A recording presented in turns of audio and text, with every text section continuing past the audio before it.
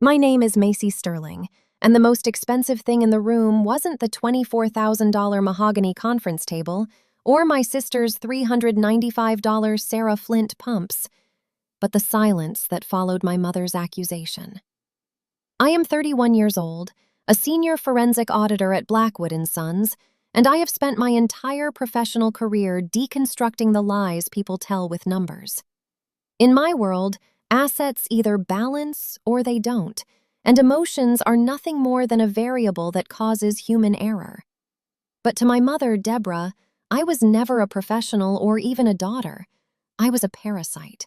Macy is a tumor on this family's legacy, just waiting for her grandmother to die so she could suck out every last cent, she hissed, her voice vibrating with a theatrical venom that seemed to bounce off the oil-painted portraits of ancestors who would have likely been appalled by her lack of decorum. She didn't say it to me, though. She directed it toward the notary, a man named Mr. Henderson who looked like he wanted to dissolve into his gray wool suit. The air in the room smelled of old paper, expensive floor wax, and the faint, cloying scent of Kendall's Joe Malone perfume. My sister, Kendall, who is 34 and has made a career out of being the family's resident victim, sat across from me. She was currently performing her greatest role yet, dabbing at the corners of her eyes with a hand-stitched silk handkerchief while her chest heaved in practiced, rhythmic sobs. To anyone else, she looked devastated by our grandmother's passing. To me, she looked like she was checking the reflection of her mascara in the polished surface of the table. I didn't flinch. I didn't argue. I simply reached up and adjusted my Cartier tank watch, the leather strap cool against my wrist, and watched the second hand sweep forward with mechanical precision. I was here for the numbers, and the numbers never lied. But I'm getting ahead of myself. To understand why my own mother would compare me to a malignancy in front of a legal official, you have to understand the hierarchy of the Sterling family. We lived in a sprawling estate in Greenwich, Connecticut, a place where the lawns were manicured to the millimeter and the secrets were buried even deeper. My father, a man who viewed his family as a subsidiary of his investment firm, had passed away 3 years prior, leaving everything in the hands of my grandmother, Evelyn. Evelyn was a woman of steel and pearls, the kind of person who could ruin a person's reputation with a single arched eyebrow. For 31 years, I was the disappointment. I wasn't the daughter who married a senator's son or the one who graced the covers of local charity gala programs. I was the one who went to the University of Chicago, buried my head in tax codes, and learned how to find the money people tried to hide. Kendall was the golden child. She was the one who received a white 2024 Porsche Cayenne for her 30th birthday, a vehicle that cost $86,700 before the custom interior upgrades. I, on the other hand, drove a silver 2021 Volvo XC60 that I paid for with my own salary, a car chosen for its safety ratings and depreciative stability rather than its status. Growing up, the contrast was a constant, dull ache. While Kendall was being fitted for $2,000 debutante dresses at Bergdorf Goodman, I was usually in the library, teaching myself how to calculate compound interest and spotting the discrepancies in our father's household ledgers. I knew even then that love in our house was a currency, and I was perpetually in the red. The tension in the conference room reached a boiling point when Deborah slammed her palm onto a stack of legal documents. Her manicure, a shade of ballet slippers pink that cost $120 every 2 weeks at a salon on Greenwich Avenue, was perfect, even as she lost her mind. She turned her gaze to me, her eyes narrowed. "You think you're so smart with your spreadsheets and your audits," she spat, "but you're nothing. Your grandmother knew exactly what you were. That's why we're here, isn't it? To see you get exactly what you deserve, which is nothing." I looked at her, noting the way her Cartier necklace caught the light. The irony was that they had spent the last decade bleeding my grandmother's secondary accounts dry. I knew this because I had seen the statements. I knew about the $15,000 interior design fees that were actually payments for Kendall's credit card debt. I knew about the $40,000 charity donations that ended up as a down payment on a summer house in the Hamptons. They thought the audit was for the estate, but they didn't realize the auditor was already in the family. Now let me take you back to 3 weeks ago, the day the invitations to this nightmare were sent out. I was in my office on the 42nd floor of a glass tower in Manhattan, reviewing a series of offshore transactions for a corporate client. My billable rate is $550 an hour, and my time is calculated in 6-minute increments. When the call came from the estate attorney, I didn't feel grief. I felt a sense of impending closure. Grandmother Evelyn had been the only one who ever looked at me and saw a person rather than a failure, even if she showed it through stern critiques of my posture and my choice of career. She understood the value of $1, and more importantly, she understood the cost of a lie. The notary, Mr. Henderson, cleared his throat, a dry, raspy sound that broke the heavy atmosphere. He began to leaf through the thick stack of papers, his fingers trembling slightly under my mother's predatory gaze. The will of Evelyn Sterling was not a simple document. It was a map of a legacy, and we were all waiting to see where the boundaries were drawn.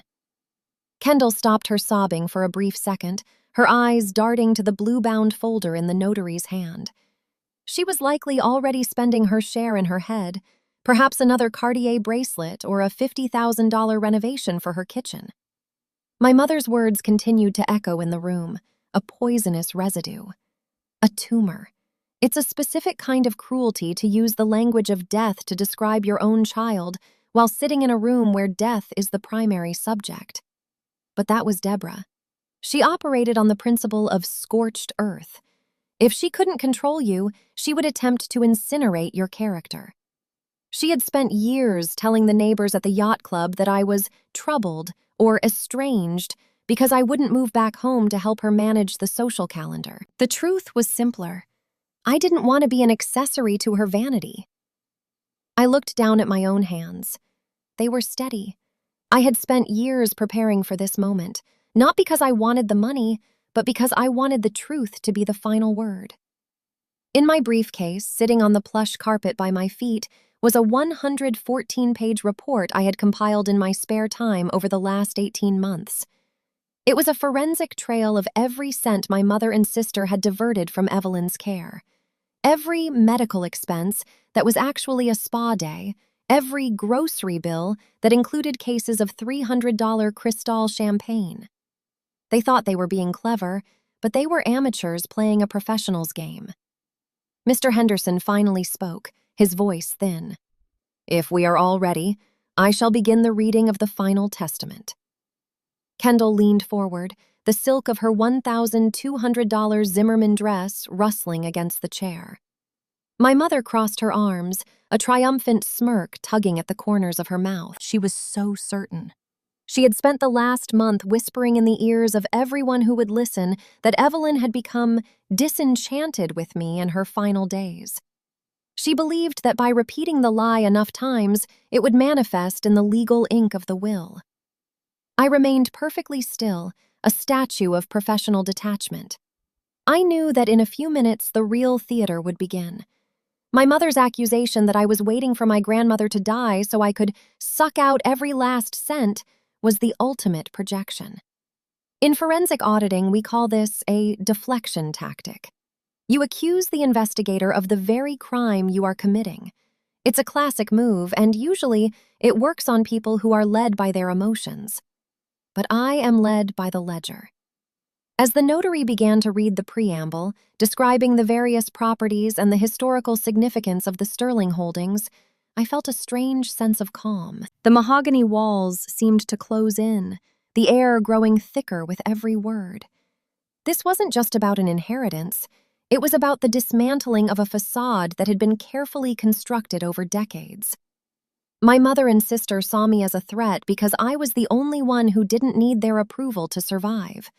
I had built my own life, earned my own 6-figure salary, and bought my own home, a $1.2 million brownstone in Brooklyn that I had renovated with the same meticulous attention to detail I applied to my audits. The reading of the will is a slow process, a deliberate unspooling of a person's life and choices. Every itemized heirloom, every specified trust fund is a statement of value. My mother's face was a mask of expectation, her eyes fixed on the notary as if she could pull the words out of him faster. Kendall had returned to her handkerchief, though her eyes were dry. They were waiting for the moment of triumph, the moment where the tumor would be excised from the family fortune. They didn't realize that a tumor is often the body's way of trying to contain something that has gone terribly wrong. And in this family, I was the only thing that was functioning as intended. I glanced at the window, where the gray Connecticut sky promised rain. The trees outside were bare, their branches clawing at the glass. It was a somber day, fitting for the end of an era. My name is Macy Sterling. I am a woman of facts, figures, and hard-earned autonomy. And before this meeting was over, my mother and sister would learn that while you can manipulate a person, you cannot manipulate a forensic trail. The truth has a way of being very expensive for those who try to hide it. As Mr. Henderson reached the section concerning the primary liquid assets, the accounts totaling over $14 million, the room went so quiet I could hear the rhythmic ticking of the grandfather clock in the hallway. This was it. This was the moment where the legacy would be defined, not by the insults shouted in a conference room, but by the legacy of a woman who knew exactly who had been loyal and who had been hungry. My mother's smirk was still there, but as the first names were read, I saw the first crack in her armor. The game was finally beginning. My status in the Thornton household was always sub-zero, a cold reality that crystallized long before we gathered in this stifling conference room to dissect my grandmother's remains. While most children grow up measuring their parents' love and affection or time, I learned early on to measure it in line items and depreciating assets. My father, Ernest Thornton, is a man who built an empire on the superficial shine of luxury vehicles, owning a chain of 12 high-end car washes across the state that cater to the kind of people who treat a smudge on a rim like a moral failing. He understands the mechanics of a surface-level polish better than anyone, which is perhaps why he spent his entire life polishing my sister Kendall's existence while leaving mine to rust in the periphery. To Ernest, Kendall was the flagship location, the gleaming success story that justified his own ego, and he funded her life with a lavishness that was as insulting as it was precise. When Kendall got married, he didn't just host a party, he financed an $82,000 spectacle at a historic estate, complete with a 6-tier cake and a literal wall of imported orchids that cost more than my entire college tuition. He didn't stop there either, as he saw fit to purchase her a 3,200-square-foot suburban sanctuary in Alpharetta, Georgia, a home with crown molding and a gourmet kitchen she barely uses, all while I was working 2 jobs to keep my credit score high enough to rent a 1-bedroom apartment with a radiator that clanks like a dying machine. The disparity was never an accident, it was a policy. For my 21st birthday, a milestone that usually warrants some semblance of parental pride, I was handed a discounted food processor from a clearance rack, a utilitarian insult that sat on my counter for years, as a reminder that my only value in this family was my ability to be useful and invisible. But I'm getting ahead of myself because the real audit of my life didn't happen in a corporate office, but in the sterile, fading rooms of my grandmother Eleanor's house. For the last 4 years, while Kendall was posting curated snapshots of her effortless life in Alpharetta, I was living a different reality. Every single weekend, without fail, my alarm would scream at 6 a.m. so that I could be at Eleanor's front door by 7:30 a.m. sharp. My grandmother was a woman of immense former dignity who was being slowly hollowed out by a cruel, relentless dementia that turned her memories into jagged glass. My job wasn't just to be a granddaughter. I became a nurse, an accountant, and a punching bag.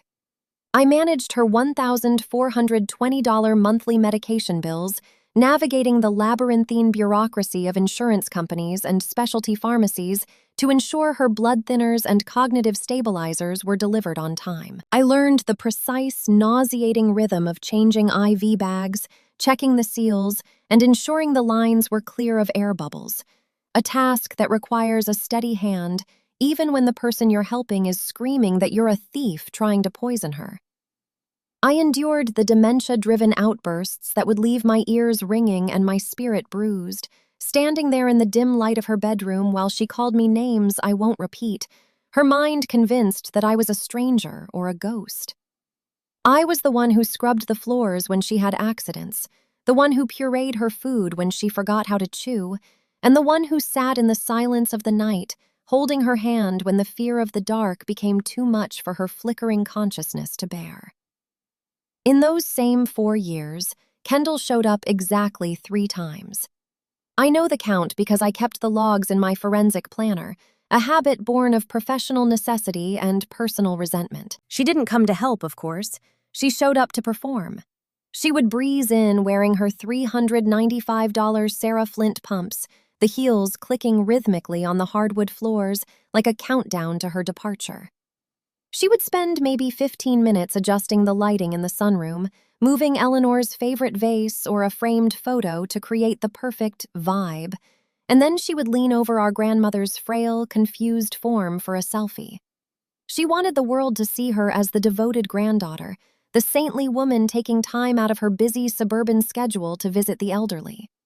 She would upload those photos to her Instagram feed with captions about precious moments and family first, accumulating thousands of likes from people who had no idea that the moment the camera flash died, Kendall was already checking her Cartier tank watch and heading for the door.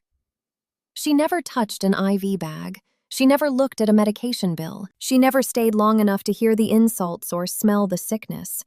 She was the golden child because she stayed gold and shiny, while I was the one covered in the grime of actual care, the daughter who was sub-zero because I was too close to the reality of death and debt to be aesthetically pleasing. Looking back at those mornings at 7:30 a.m., I realized that my father and Kendall viewed Eleanor's decline as a technicality, a slow-motion transfer of assets that they were entitled to simply by virtue of their existence. They didn't see the woman who had built the very foundation of their wealth. They saw a vault that was taking too long to open. My father would call me once a month, not to ask how Eleanor was doing, but to ask if she had signed any new papers or if her cognitive state had stabilized enough for him to discuss the car wash expansions.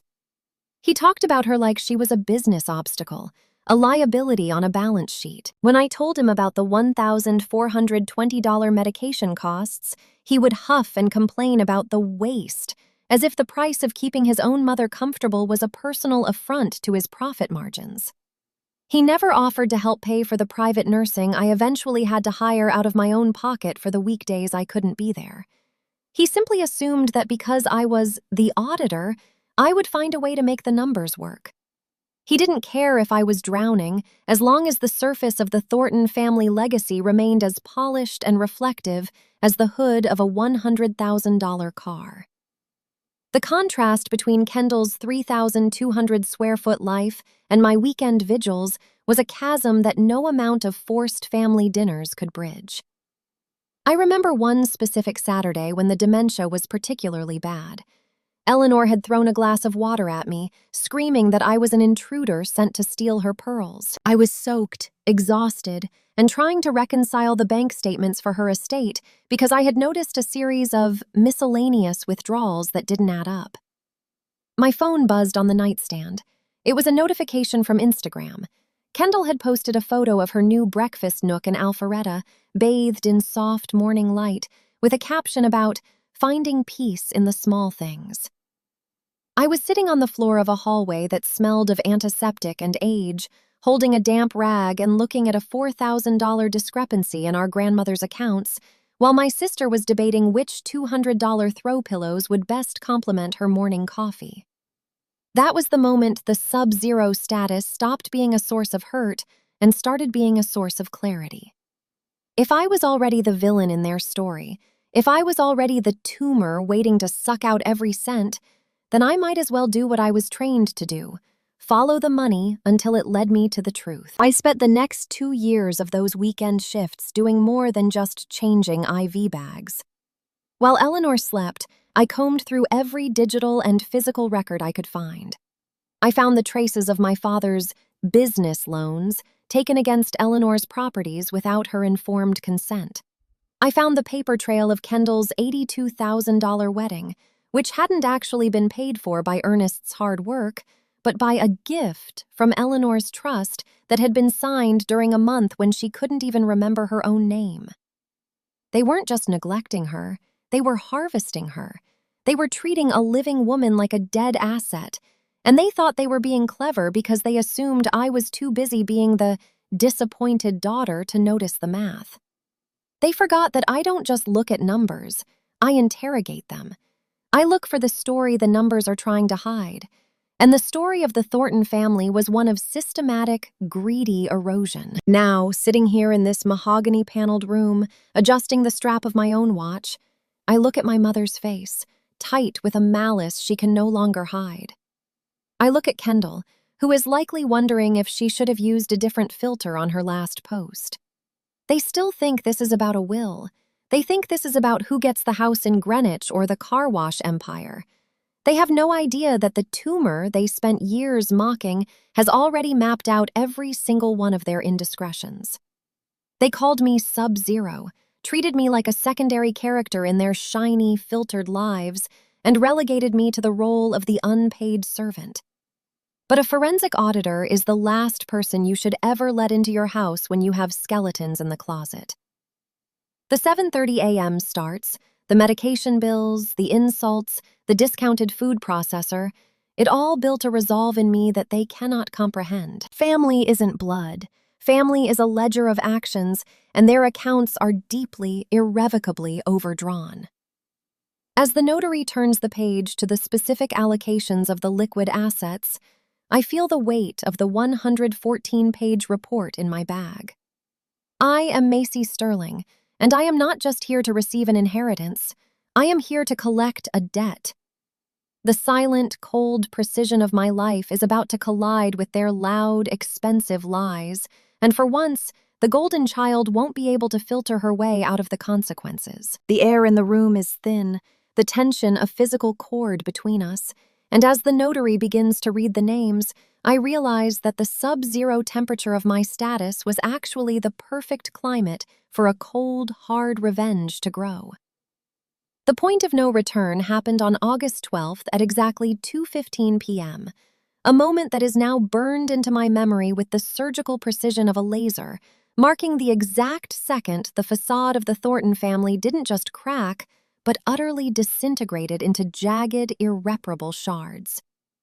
We were still seated in that mahogany-paneled conference room where the air was thick with the scent of my mother's expensive Chanel No. 5 perfume, a cloying, floral heaviness that seemed to coat the back of my throat as the notary, Mr. Henderson, adjusted his spectacles and prepared to read the specific allocations of the liquid assets. I watched the second hand of my Cartier tank watch sweep toward the quarter-hour mark, noting the rhythmic, mechanical heartbeat of the timepiece that felt like the only stable thing in a world currently tilting on its axis.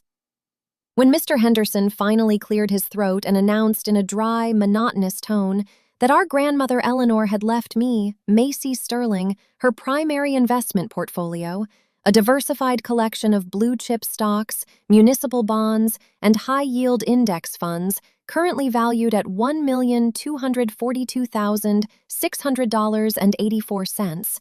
The silence that followed was so profound, I could hear the hum of the air conditioning unit through the vents. It was a staggering sum, a life-changing figure that represented Eleanor's absolute trust in my ability to steward her legacy. But before I could even process the weight of it, the other shoe dropped with a sickening thud. Kendall, the golden child who had spent her life being buffered by my father's wealth and her own curated social media perfection, was directed to a specific annex in the will, which stated that her entire inheritance consisted of Eleanor's collection of vintage porcelain dolls, a set of 24 fragile, hand-painted Victorian-style figurines that were housed in a glass display case in the dusty guest bedroom. The reaction was instantaneous and violent, a physical eruption of greed and resentment that transformed the elegant legal setting into a scene of pure, unadulterated carnage. My mother, Deborah, let out a sound that wasn't human, a guttural hiss of pure vitriol that seemed to vibrate through the very mahogany table we were sitting at. She didn't just speak, she exploded, lunging across the polished surface with her hands clawed, her $120 ballet slippers manicure flashing in the fluorescent light as she scattered the meticulously organized legal documents like autumn leaves in a hurricane. She accused me of elderly manipulation and systematic forging of signatures, her voice rising to a shrill, hysterical pitch that caused the notary to recoil and the junior legal associates to scramble for their laptops. "You cold-blooded snake!" she shrieked, her face contorted into a mask of hatred so intense it felt like a physical heat. "You sat there by her bed like a vulture, whispering in her ear while she was too far gone to know her own name, tricking a dying woman into signing away your sister's birthright." The irony of her words was a bitter poison, considering it was Deborah and Kendall who had spent years treating Eleanor like an ATM. But in that moment, the truth didn't matter to her. Only the perceived loss of the $1.2 million that she believed belonged to the worthy daughter mattered. I sat perfectly still, my spine pressed against the leather of the executive chair, watching as Kendall's face went from a theatrical pout to a pale, horrified realization that her lifestyle of Sarah Flint pumps and $82,000 weddings was no longer being subsidized by the grandmother she had only visited for photo opportunities. My father, Ernest, who usually dominated every room with the swagger of a man who owns 12 high-end car washes, was suddenly diminished, a hollow shell of a patriarch who refused to meet my eyes. He just stared at the floor, his gaze fixed on the intricate, swirling pattern of the Persian rug beneath the table, his fingers tracing the seam of his tailored trousers as if he were trying to count the threads in the wool. He didn't defend me, he didn't check the hysterical rage of his wife, and he didn't acknowledge the 4 years of sweat, blood, and IV bags I had contributed to the family. He simply opted out of the conflict, retreating into a cowardly silence that was louder than any of my mother's screams. The room smelled of her expensive perfume, mixed with the sharp, metallic scent of my own humiliation, a visceral cocktail that made my stomach churn with a cold, hollow dread. As my mother continued her tirade, her words becoming a blur of insults and legal threats, I looked at the scattered papers on the table and saw the signature on the final page of the will. My grandmother's handwriting, which, despite the tremors of her illness, was still distinct and firm in its intent. It was dated over 2 years ago, long before the dementia had stolen the last of her faculties, a fact I knew because I was the one who had driven her to the law office in my silver 2021 Volvo XC60 while my mother was at a charity luncheon and Kendall was at a luxury resort in the Maldives. Eleanor had known exactly what she was doing. She had seen the greed in her other daughter's eyes and the neglect in her son-in-law's heart, and she had chosen to place her trust in the one person who had asked for nothing but her company.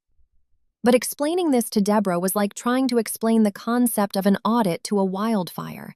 She was consumed by the heat of her own perceived injustice. She grabbed a heavy glass carafe of water from the center of the table and slammed it back down, the water sloshing over the edges and soaking the very documents that proved her daughter's failure.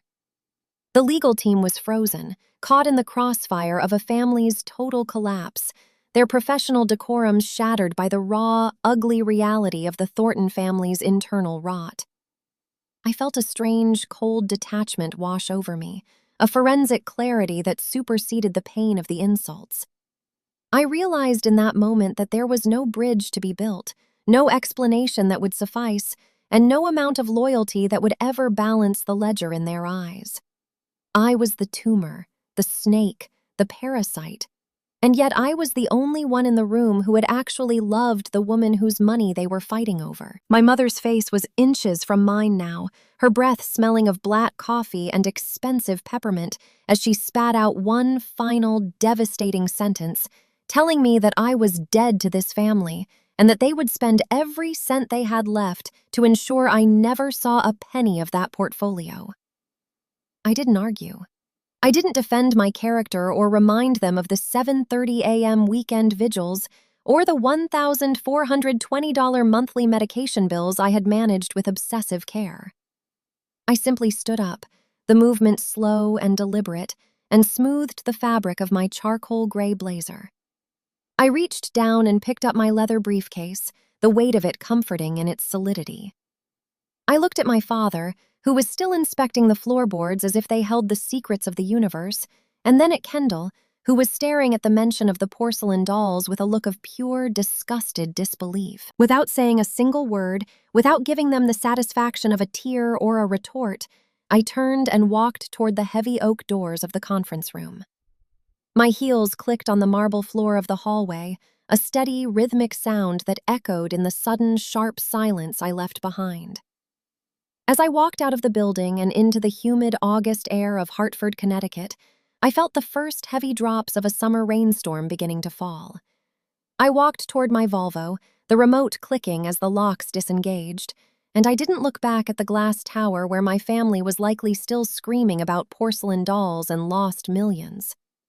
The $1.2 million portfolio was a victory, yes, but the real inheritance was the realization that I was finally, irrevocably free from the obligation of seeking love from people who were only capable of transaction. My mother's Chanel number 5 would eventually fade from my clothes, but the memory of her lunging across that table would remain as a permanent reminder of why I had chosen the cold, hard world of data over the warm, soft lies of the Thorntons. I started the engine, the 2021 B5 powertrain purring to life with a quiet, efficient hum, and I drove away from the will reading, leaving the carnage behind me. The point of no return had been crossed, and as I merged onto the interstate, the rain washing the dust from my windshield, I knew that for the first time in my 31 years, the balance sheet was finally in my favor. I had lost a family that never really wanted me, but I had gained a future that they could never touch. The forensic audit of my life was complete, and the results were clear. I was worth more than they could ever afford. The rain in Hartford didn't just fall, it dismantled the evening, turning the asphalt of the 24-hour McDonald's parking lot into a black, shimmering mirror that reflected the flickering yellow glow of the golden arches. I sat inside my rented 2024 Oxford White Ford Fusion, the engine idling with a faint, vibrating hum that felt like the only pulse left in my world. The interior of the car smelled of industrial upholstery cleaner and the sharp, salty grease of the large fries I had bought just to justify occupying the space. I reached into the passenger seat and pulled out the crumpled, grease-stained brown paper bag, smoothing it out against the steering wheel with hands that were finally, for the first time in 31 years, completely steady. I uncapped my black Mont Blanc Meisterstück fountain pen, the weight of the precious resin familiar and grounding in my palm, and I drew a single, thick, vertical line down the center of that bag. On the left side, in precise architectural lettering, I wrote the word love. On the right side, with the cold finality of an executioner, I wrote the word facts. The love column remained a haunting, cavernous void, an empty white space that represented every missed birthday, every $400 an hour tutor I was denied, and every weekend spent changing IV bags while the people who shared my DNA were out curating their public-facing lives. There were no entries for that column because love, in the Thornton household, was a ghost, a thing people spoke about in holiday cards but never actually felt in the marrow of their bones. But the facts column was different. As I began to write, the ink bleeding slightly into the cheap paper, the column began to overflow with the terrifying density of a black hole. I recorded the date of August 12th at 2:15 p.m., the exact moment my mother lunged across a $24,000 mahogany table to call me a snake. I recorded the transaction ID for the $15,000 interior design payment my sister Kendall had siphoned from our grandmother's care fund to pay off her Neiman Marcus credit card. I listed the specific recorded incidents of neglect I had documented in my forensic planner, the times I had arrived at 7:30 a.m. to find my grandmother Eleanor shivering and confused because my father had forgotten to check on her the night before. I realized right then, as the rain drummed a frantic, percussive rhythm against the roof of the Ford Fusion, that the girl who wanted to be loved was dead, and the woman who remained was something far more dangerous. I wasn't a daughter anymore, and I certainly wasn't a sister to a woman who viewed my existence as a budgetary error. I was a creditor, and I was finally coming to collect a debt that had been accruing interest for 3 decades. In the world of forensic auditing, emotions are nothing more than a liability, a noisy variable that clouds the judgment and leads to catastrophic human error. Numbers, however, are a pure asset. They do not lie, they do not scream, and they do not lung across tables in fits of performative rage. They simply exist, waiting for someone with the courage to add them up. I made a conscious, surgical choice in that parking lot to stop hurting and start calculating, shifting my entire internal architecture from a place of vulnerability to a place of absolute mathematical leverage. I looked at my Cartier tank watch, the silver dial glowing faintly in the dark cabin of the car, and I calculated the burn rate of my family's arrogance. They thought they had won because they had the family name and the 3,200-square-foot house in Alpharetta. But they were operating on a deficit of truth that was about to become an insolvency. My father, Ernest, with his 12 high-end car washes and his $82,000 wedding budgets, had built his life on a foundation of gifts that were actually unauthorized withdrawals from an estate he didn't own. He had treated my grandmother like a dying asset to be liquidated, and he had treated me like the unpaid maintenance crew. But a creditor doesn't care about the excuses of the debtor. A creditor only cares about the settlement. I reached for my laptop, the screen illuminating my face with a cold blue light that washed out the exhaustion in my eyes. I opened the 114-page report I had been building in the shadows of my weekend vigils, and I began to cross-reference the new data points from the will reading. The technicality of their greed was almost beautiful in its clumsiness. They had left a trail of digital breadcrumbs that any senior forensic auditor at Blackwood & Sons could find in their sleep. There were the maintenance fees for the 2024 Porsche Cayenne that were billed to Eleanor's Medical Trust, and the legal consultations that were actually payments for Kendall's divorce attorney 3 years ago. Every time they had laughed at me for being the slow one or the disgrace, they were actually handing me another piece of evidence. They had underestimated me because I was quiet, and they had dismissed me because I didn't fit into their Sarah Flint-wearing, Instagram-filtering world. They didn't realize that while they were playing at being socialites, I was becoming an expert in the mechanics of ruin. I sat there for hours, the windshield fogging up as the temperature dropped, my pen moving across the grease-stained bag until every inch of the facts column was filled with the ammunition I needed to level their empire. The realization that I was no longer bound by the invisible chains of family loyalty felt like a physical weight lifting off my chest. For years, I had carried the burden of trying to earn a seat at a table that was designed to exclude me. I had agonized over the $1,420 medication bills, worrying about how to keep Eleanor comfortable, while they were busy deciding which color of $300 Cristal champagne to serve at their next gala. That version of Macy Sterling was gone. The woman in the Ford Fusion was a predator of data, a seeker of fiscal justice who knew that the most effective way to hurt people like Ernest and Deborah Thornton wasn't through a shouting match, but through a subpoena. I looked at the love column one last time before folding the bag and tucking it into my leather briefcase. It was empty, and it would stay empty. I didn't need their love to balance my life. I only needed their accountability. I put the car in gear, the backup camera showing the desolate, rain-slicked parking lot behind me. The neon lights of the McDonald's sign blurred in the rearview mirror as I pulled out onto the main road, heading back toward my $1.2 million brownstone in Brooklyn. The $1.2 million investment portfolio Eleanor had left me wasn't just money. It was the seed capital for my independence and the war chest for the legal battle that was about to begin. My mother had called me a cold-blooded snake, and perhaps she was right. But a snake is only dangerous when you step on it, and the Thorntons had spent 31 years grinding their heels into my neck. They were about to find out that when you push a forensic auditor to the point of no return, the audit doesn't just find the missing money, it finds the soul of the fraud. The drive back to New York was a journey of transformation. With every mile marker, I stripped away another layer of the disappointed daughter persona. I thought about the 7:30 a.m. starts and the sound of the IV bags dripping in the quiet of my grandmother's room. I thought about the way the light hit the vintage porcelain dolls that Kendall was so disgusted by. Those dolls were the perfect metaphor for my sister, fragile, hollow, and worth nothing in a real crisis. I, on the other hand, was the investment portfolio. I was diversified, I was resilient, and I had been growing in value while they were liquidating their integrity. The calculations in my head were moving at a lightning pace, projecting the various ways I could trigger a full-scale audit of my father's business dealings. One call to the IRS, one tip to the state's licensing board for his car wash chain, one filed report regarding the misappropriation of estate funds.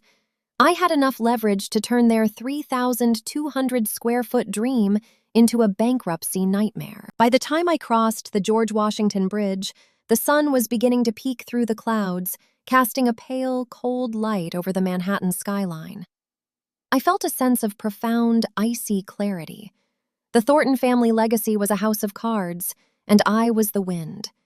I would not scream, I would not cry, and I would certainly not return any of my mother's frantic, abusive phone calls. I would simply let the numbers do the talking. I would let the dates and the transaction IDs and the recorded incidents speak for the girl who had been silenced for so long. Emotions are a liability. They make you weak, they make you predictable, and they make you lose. But numbers are an asset, and I was currently the wealthiest person in the family when it came to the truth. I pulled into my driveway, the engine of the Ford Fusion ticking as it cooled, and I looked at my reflection in the window. My name is Macy Sterling, and the audit of the Thornton family has officially begun. The debt is due, the interest is compounded, and I am here to collect every single cent of the dignity they tried to steal from me.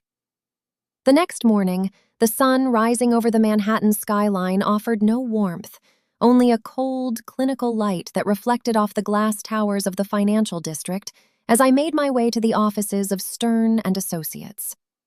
I was no longer the grieving granddaughter or the silent observer.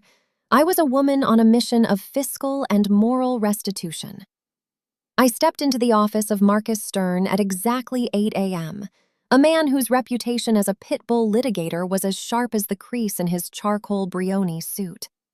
Marcus bills $550 an hour, a rate that would make most people wince, but as a senior forensic auditor, I understood that you pay for the caliber of the weapon you intend to use. His office was a sanctuary of old-world power, smelling heavily of aged Italian leather, dark roast espresso from a high-end Jura machine, and the faint, dry scent of ancient law books that lined the mahogany shelves from floor to ceiling. Marcus didn't waste time with pleasantries, and neither did I. I took a seat in the heavy wingback chair, the leather creaking under my weight, and I laid out a thick, tabbed manila folder on his desk with the precision of a surgeon preparing for an incision. This wasn't just a collection of grievances, it was a curated archive of betrayal. 3 years of silent data collection finally being weaponized against the people who thought I was too broken to fight back. I started with the visual evidence, sliding a set of high-capacity encrypted flash drives across the polished desk. Within that folder were logs corresponding to 18 months of time-stamped security footage from my grandmother Eleanor's home in Greenwich, captured by the discreet Nest Cam system I had installed and paid for out of my own pocket 3 years ago. I explained to Marcus that while my mother and sister were busy telling the world how involved they were, these cameras were recording the quiet, grueling reality of the Thornton household. The footage showed me arriving at 7:30 a.m. every Saturday and Sunday, rain or shine, hauling in bags of medical supplies and groceries while the rest of the house was dark. It showed me changing IV bags, sitting through the screaming fits of dementia, and holding Eleanor's hand while she wept in the middle of the night. More importantly, it showed the complete and total absence of Kendall and my father, Ernest. In 18 months of footage, Kendall's Sarah Flint pumps only crossed the threshold 3 times, and each visit lasted less than 20 minutes, just long enough for her to find the right light for a social media post before disappearing back to her 3,200 square foot life in Alpharetta.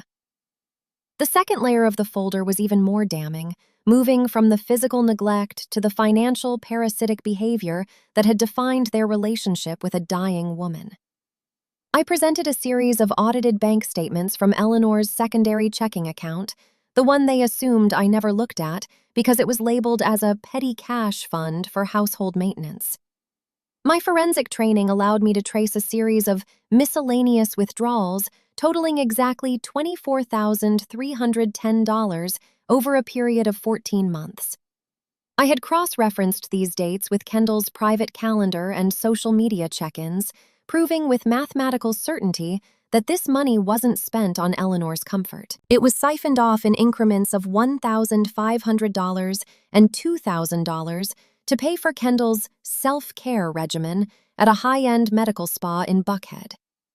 I had the invoices for Botox, dermal fillers, and chemical peels, all billed to an 88-year-old woman with advanced cognitive decline. Kendall had literally been erasing her own wrinkles with the money meant for our grandmother's palliative care, a revelation that caused even a seasoned litigator like Marcus Stern to pause and tighten his grip on his fountain pen. But the centerpiece of the folder, the document I referred to as the nuke, was the final blow to any claim my mother might make regarding elderly manipulation. I reached into the back of the folder and pulled out a single notarized letter on the letterhead of Dr. Eris Thorne, a board-certified geriatric psychiatrist with a 3-month waiting list and a reputation for absolute integrity. The letter was dated August 10th, exactly 48 hours before my grandmother passed away.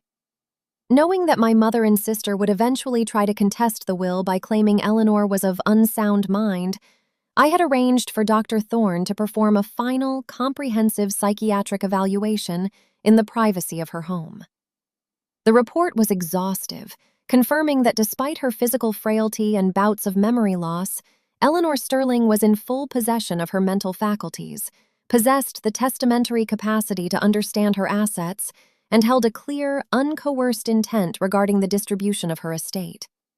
She had told the doctor, in no uncertain terms, that she was leaving her primary investment portfolio to me because I was the only person who had looked at her as a human being rather than a line item.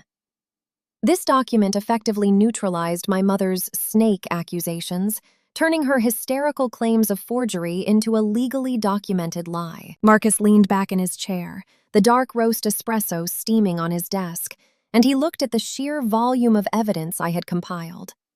He told me that in 20 years of estate litigation, he had never seen a client come in so prepared or so willing to burn the bridges of their own family. I told him that the bridges were already ashes. I was just there to clear away the debris. We spent the next 3 hours mapping out the strategy for the countersuit, calculating the damages for the misappropriated funds, and preparing the injunctions that would freeze my father's access to the estate's remaining liquid assets until a full court-ordered audit could be performed. I felt a cold, sharp sense of satisfaction as I watched Marcus highlight the $24,310 figure with a yellow marker.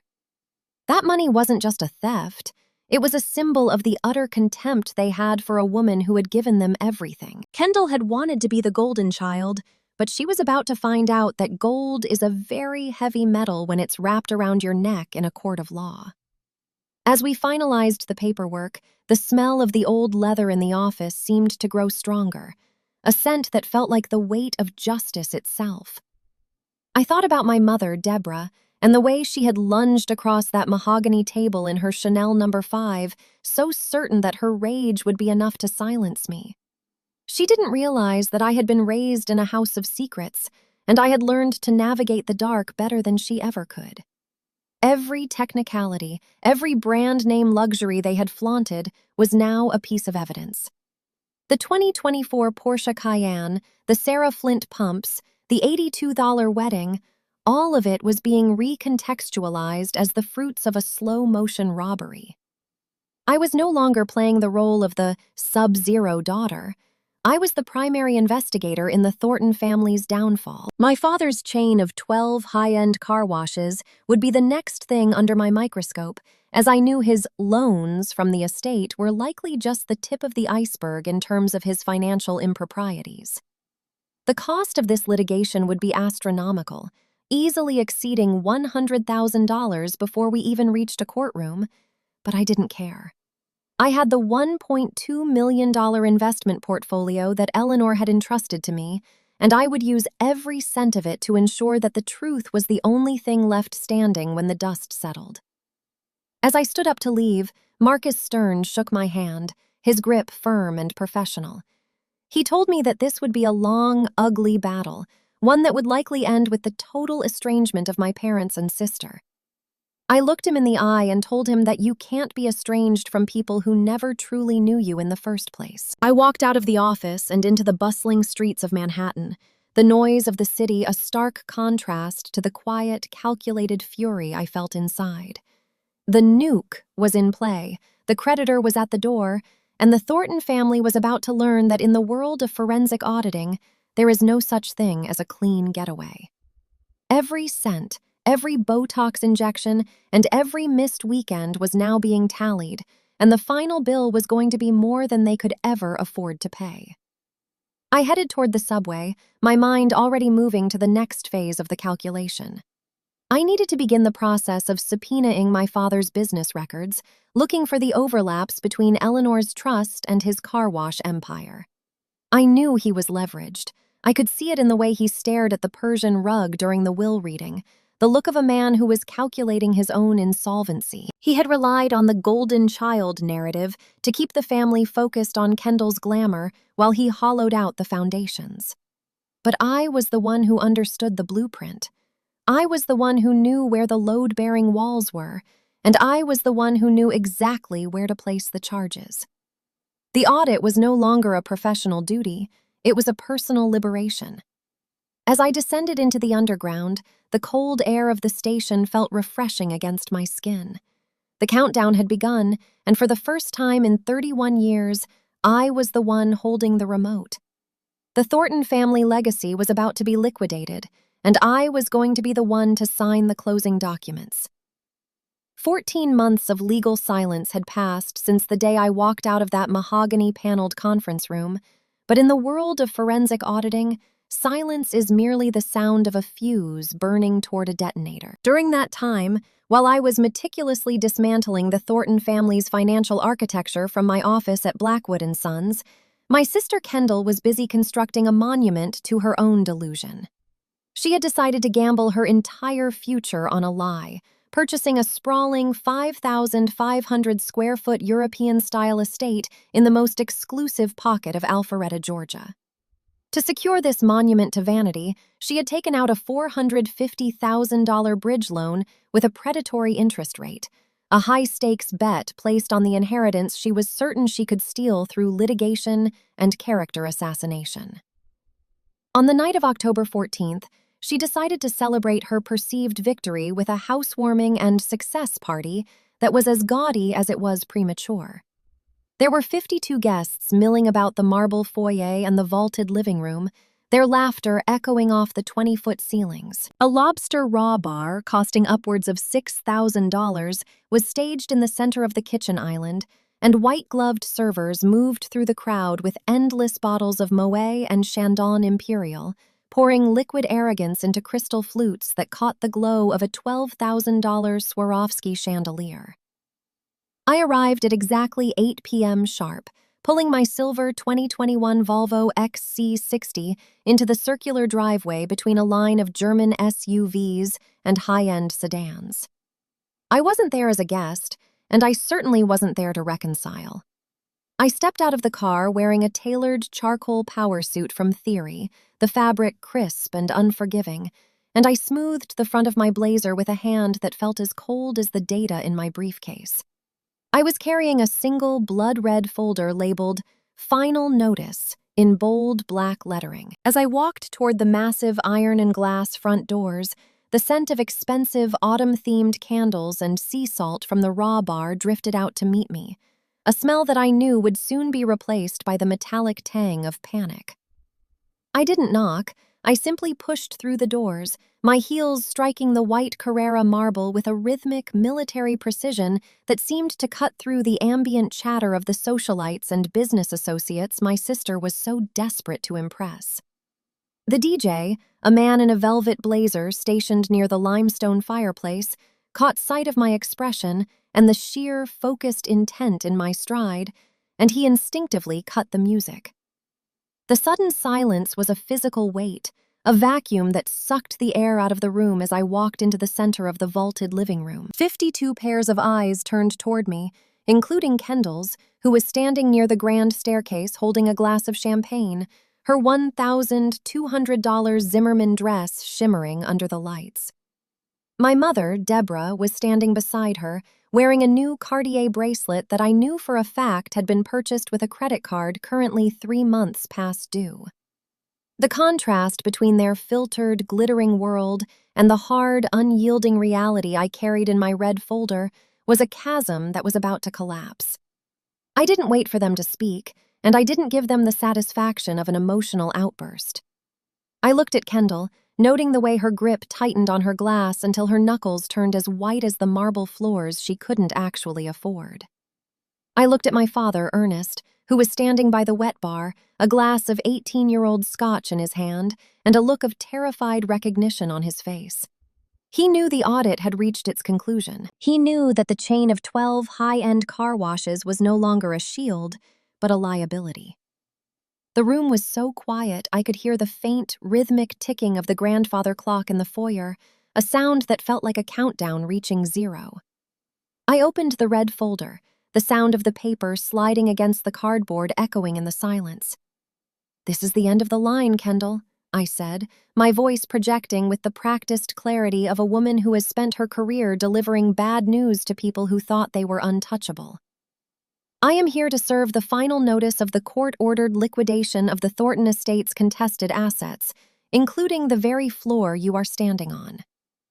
I watched the color drain from her face, the tan she had acquired during a $15,000 trip to Cabo, paid for with Grandma's diverted funds, turning a sickly, ashen gray. I began to read from the summary of the 114-page report that had been certified by Marcus Stern and the state's forensic division. I detailed the $24,310 in medical spa treatments, the $450,000 bridge loan that had been flagged for fraudulent collateral, and the 62 separate instances of fiduciary breach committed by my father over the last 3 fiscal years.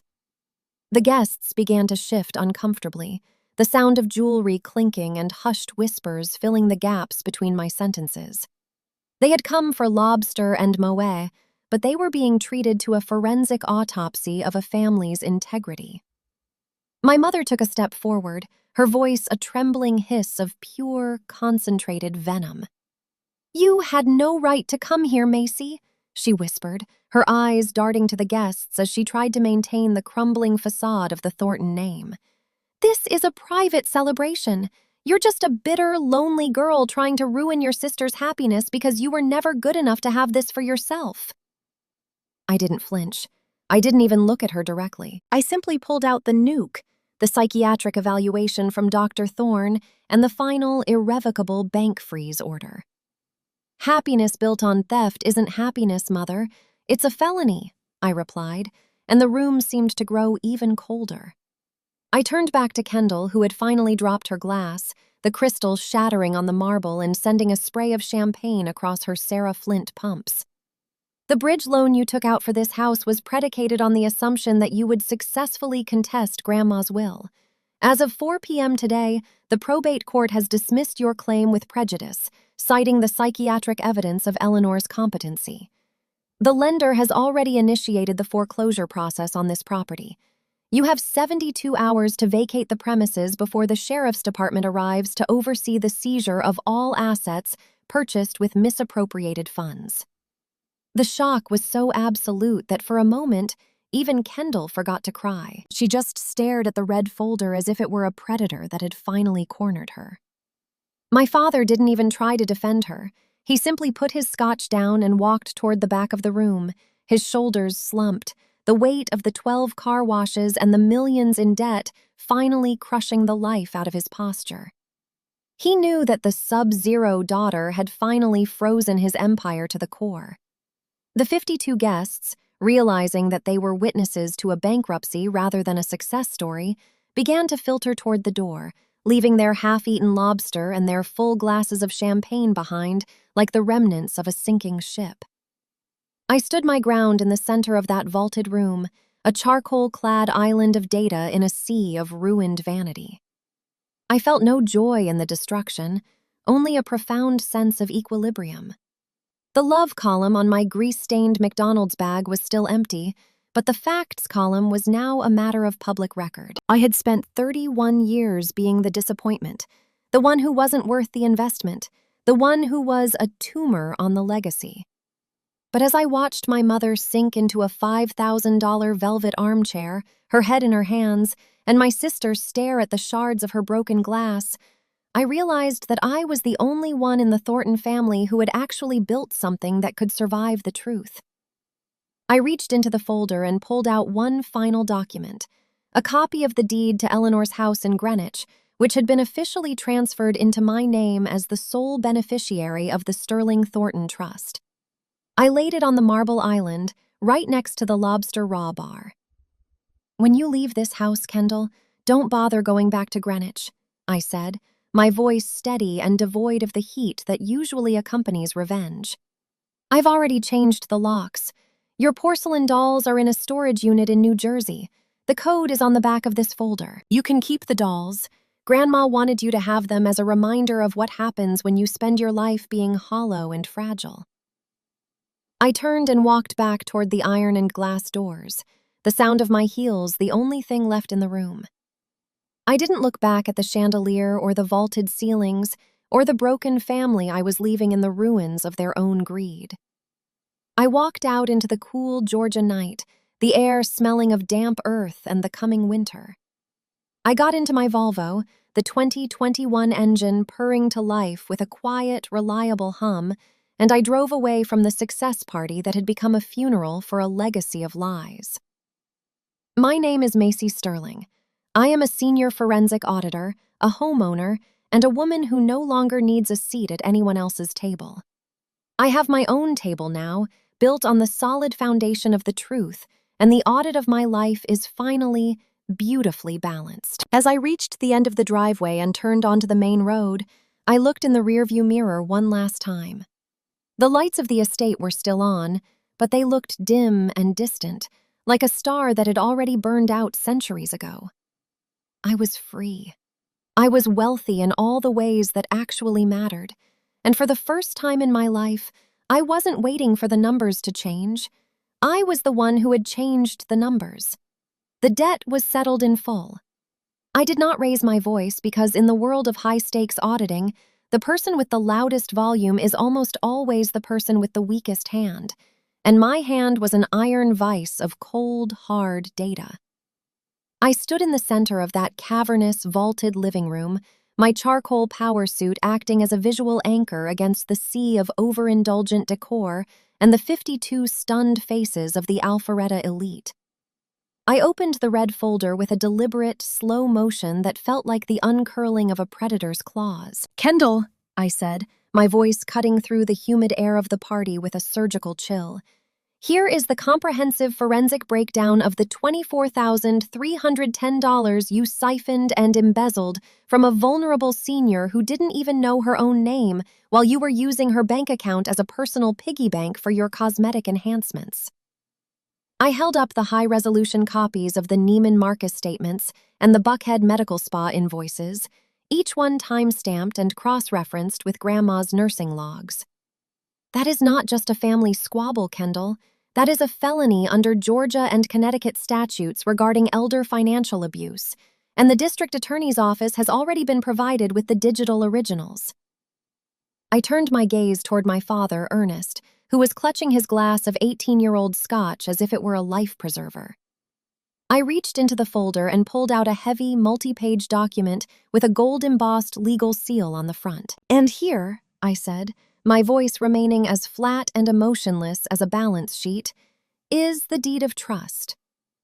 I watched his eyes dart toward the document, the realization of his ruin beginning to dawn on him like a slow-motion car crash. Since I used the liquid assets from the investment portfolio Grandma left me to form a strategic holding company, I have successfully negotiated and purchased your defaulted private bridge loan from the original lender at a steep discount, I explained, the words hanging in the air like a death sentence. As the primary lien holder and the new legal owner of this debt, I am notifying you that the grace period is over. Since you have failed to make the last 3 payments on this $450,000 note, you have exactly 72 hours to vacate this property before the sheriff's department arrives to execute a formal eviction. The sound of my mother's reaction was a sharp, percussive crack. Her hand had trembled so violently that her glass of chilled Chardonnay slipped from her fingers, shattering into 1,000 crystalline shards on the white Carrara marble floor. The pale gold liquid splashed upward, soaking into the hem of her $1,800 white silk trousers, leaving a jagged, translucent stain that looked like a map of her own failure. She didn't even look down at the mess. She just stared at me with eyes that were wide and dark with a mixture of terror and disbelief. My father, the man who had built an entire personality out of owning 12 high-end car washes and being the patriarch of a perfect family, finally found his voice, though it was a broken, pathetic thing. "Macy, please," he began to stutter, the words tripping over each other as he reached out a hand that I didn't take. "We can talk about this. We can figure it out. This is about family unity. We're your parents. We're blood. Think of the legacy we've built together." I didn't answer him with words. Instead, I reached back into the red folder and pulled out a stack of 52 stapled packets, each one containing the undeniable receipts of Kendall's embezzlement and the documented neglect of Eleanor Sterling. I began to walk through the crowd of guests, the local politicians, the yacht club members, and the neighbors who had spent the last hour admiring the lobster raw bar. I handed them out one by one, like a hostess distributing party favors at the end of a long, dark night. The rustle of the paper was the only sound in the room as the guests began to scan the numbers. The silence that followed was deafening, a thick, heavy pressure that seemed to push the remaining air out of the room. People who had been laughing and drinking Moët seconds ago were now looking at the floor, at the ceiling, and eventually at the exits. The social hierarchy of Alpharetta is a fragile thing, built on the assumption that everyone in the room is playing the same game of expensive masks. But my audit had stripped the masks off in a way that made it impossible to look back. I watched as a prominent local developer tucked his packet under his arm and signaled to his wife. A woman in a Chanel suit who had been complimenting Kendall on the Swarovski chandelier suddenly found her coat and began to move toward the door without saying a single word. One by one, the success party was being liquidated. The lobster bar sat untouched, the ice beginning to melt into a lukewarm puddle, and the half-empty bottles of champagne looked like the wreckage of a failed experiment. Kendall was still standing by the grand staircase, her $395 Sarah Flint pumps planted in the spilled wine and broken glass. She looked like a porcelain doll that had finally been dropped, her curated life falling apart in real time as her friends and supporters fled the scene. My mother was still frozen, the silk of her trousers clinging to her legs, her face contorted in a silent scream she was too proud to let out. My father's stuttering had died down into a hollow, rhythmic breathing, the sound of a man who realized that his blood argument had no value in a room where the creditor was holding the deed. I stood my ground, my charcoal suit a sharp contrast to the fading glamour of the Thornton estate, and I felt the weight of 31 years of sub-zero status finally lifting. Emotions are a liability, and my father's appeal to family unity was the ultimate junk bond, a high-risk, zero-value investment that had already defaulted. I looked him in the eye, and for the first time in my life, I felt absolutely nothing for the man who had bought my sister a house and me a food processor. "The debt is due, Dad," I said, and the finality in my tone was as absolute as a closed ledger. "I've been calculating this since I was 21, and I've been earning this since I was 31. You didn't raise a daughter, you raised an auditor, and now you have to live with the results of the investigation." I watched the last of the guests scurry out the front door, the heavy iron hinges groaning as they closed for the final time on the Thornton social life. The vaulted living room, once filled with the scent of Chanel No. 5 and Moet, now smelled of spilled wine and the cold, ozone scent of a coming storm.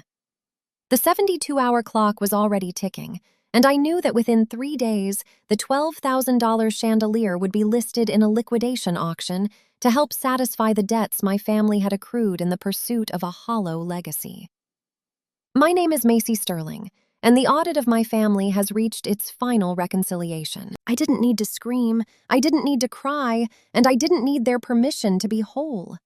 I had the facts, I had the deeds, and I had the freedom that only comes when you stop trying to balance someone else's books. As I turned to leave, walking past the shattered glass and the ruined silk, I didn't look back at the people who had shared my name but never my heart. I stepped out into the humid Georgia night, the air feeling fresh and clean after the stifling atmosphere of the party. I walked toward my Volvo, the remote clicking as the locks disengaged, and I felt a sense of profound, quiet peace. The creditors were satisfied, the assets were frozen, and the truth was finally the only thing left in the room. I drove out of the circular driveway, the headlights cutting through the darkness, leaving the empty house and the empty people behind me. The forensic audit was complete, the balance sheet was closed, and for the first time in my 31 years, the only person I owed anything to was myself. The evening was cold, the road was clear, and the future was a clean, white page waiting for a new story to be written. Today, I live in a 36th-floor penthouse in the heart of Manhattan, a glass-walled sanctuary where the only sound is the muted, rhythmic hum of the city breathing beneath me and the occasional crisp click of my heels on the white oak floorboards. The chaos of the Thornton family has been replaced by a silence so profound it feels like a physical luxury, a vacuum that has sucked out the toxic noise of 31 years of gaslighting and replaced it with the steady, predictable pulse of my own independence. I wake up at 5 a.m., not to the frantic alarm of a weekend caregiver, but to the soft glow of a smart lighting system that mimics a Mediterranean sunrise, and I drink my coffee while watching the fog roll off the Hudson River. My family, the people who once treated me like a tumor and a parasite, now spend their days trying to find a way back into my orbit, sending desperate, groveling emails that I never even see. My executive assistant, a sharp woman named Elena, who I pay a generous salary to protect my time, handles every digital intrusion with a single templated response that states all communications must go through legal counsel at Blackwood & Sons. There are no more phone calls, no more family unity stutters, and no more filtered Instagram posts. There is only the clean, impenetrable wall of the law and the absolute silence of a bridge that I didn't just burn, but dismantled and sold for scrap. The reversal of fortune for the golden child has been as mathematical as it was inevitable, proving that a life built on a $450,000 bridge of lies will eventually collapse under its own weight. Kendall, the woman who once walked in $395 Sarah Flint pumps and lived in a 3,200-square-foot suburban fortress in Alpharetta, is currently residing in a 500-square-foot studio apartment in a dilapidated section of the city where the walls are thin enough to hear her neighbors' televisions. She sold her 2024 Porsche Cayenne months ago to cover the initial legal fees, and she now works 2 grueling retail jobs at a high-end mall where she once spent thousands of dollars she didn't own. She spends 10 hours a day on her feet, folding clothes for women who look exactly like the version of herself she tried so hard to manufacture, and every cent of her meager commission is diverted into a court-ordered restitution fund. This grueling existence is the only thing keeping her out of a federal prison cell for the felony embezzlement of $24,310 from our grandmother's care fund. She is a prisoner of her own greed, forced to pay back the debt in sweat and humiliation because she has no more assets to liquidate. The vintage porcelain dolls she was so disgusted to inherit are the only things left in her studio, 24 fragile Victorian faces watching her as she eats microwave dinners, a permanent audience to the hollow life she chose for herself. My father, Ernest, has fared even worse, as the audit I triggered didn't just stop at the misappropriated estate funds, but spiraled into a full-scale investigation of his entire commercial empire. His chain of 12 high-end car washes, which he once used as a shield to hide his insolvency, is currently being picked apart by the very firm where I am a senior forensic auditor. While I am not the lead investigator on his specific case, due to conflict of interest protocols, I sit 3 offices down from the team that is uncovering the decades of tax evasion, shell company transfers, and labor violations that fueled the Thornton lifestyle. He is a man watching his reflection shatter in real time, realizing too late that when you raise a daughter to see through the lies of billionaires, you shouldn't be surprised when she eventually sees through yours. He spends his days in meetings with bankruptcy attorneys and investigators, his tailored suits hanging off a frame that has withered under the stress of public exposure. He once looked at me with pity during our 7:30 a.m. weekend vigils, but now, when he sees my name on a legal motion, he only feels the cold, sharp edge of the accountability he tried so hard to avoid. My mother, Deborah, has retreated into a bitter, isolated existence in a small rental property, her Chanel No. 5 replaced by the scent of stale air and resentment as she realizes that the sub-zero daughter was the only one with any real substance. She still tries to reach out, sending letters filled with the same poisonous rhetoric she used in that mahogany conference room, but they are shredded before they even reach my desk. She cannot comprehend a world where her daughter isn't a variable she can manipulate, or where the tumor has become the surgeon. They all wanted the $1.2 million investment portfolio, they all wanted the house in Greenwich, and they all wanted the prestige of the Sterling name, but they didn't want the responsibility of the truth. They viewed family as a transaction where they always got the profit and I always took the loss. But they forgot that in every audit, there is a point of reconciliation where the numbers must finally balance. I didn't seek revenge, I simply demanded an accurate accounting, and the fact that the truth destroyed them is merely a reflection of how little they actually had to begin with. The forensic audit of my life is now complete, and the balance sheet shows a surplus of peace and a deficit of drama. I have used my inheritance to build a life that is entirely my own, investing in properties and companies that operate with the same transparency and integrity that I value in my work. My name is Macy Sterling, and I am 32 years old, a woman who has learned that family isn't a biological mandate, but a ledger of consistent, honest actions. The people who share my DNA chose to be debtors of the spirit, and I have successfully foreclosed on their right to access my life. I sit on my balcony as the sun sets over Manhattan, the orange light reflecting off the glass of my penthouse, and I feel the absolute, unshakable weight of my own worth. I am no longer waiting for someone to see me, or to love me, or to validate my existence. I am the one who holds the pen, the one who signs the checks, and the one who decides who gets a seat at my table. The silence of my home is the greatest asset I own, a dividend of the choice I made in a 24-hour McDonald's parking lot to stop being a victim and start being a creditor. Looking back at the 7:30 a.m. starts and the $1,420 medication bills, I realized that those years of neglect were actually my training ground, the period where I learned to find the discrepancies in the human heart just as easily as I found them in a tax return.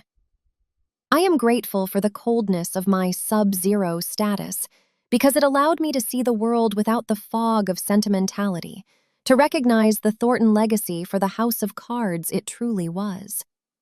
I have saved myself by cutting off the rot before it could spread to my own soul, and the cost of that liberation was a price I was more than willing to pay. My life is now a series of clean lines and balanced accounts, a masterpiece of mathematical precision and emotional autonomy. The city hums beneath me, a constant reminder of the millions of stories playing out in the dark, but mine is the only one I care to read. I have collected every cent of the dignity I was owed, and the interest I have earned is a future that belongs entirely to me. There is a profound philosophical moral to the wreckage I left behind. Family isn't blood. Family is who stays when the truth comes out.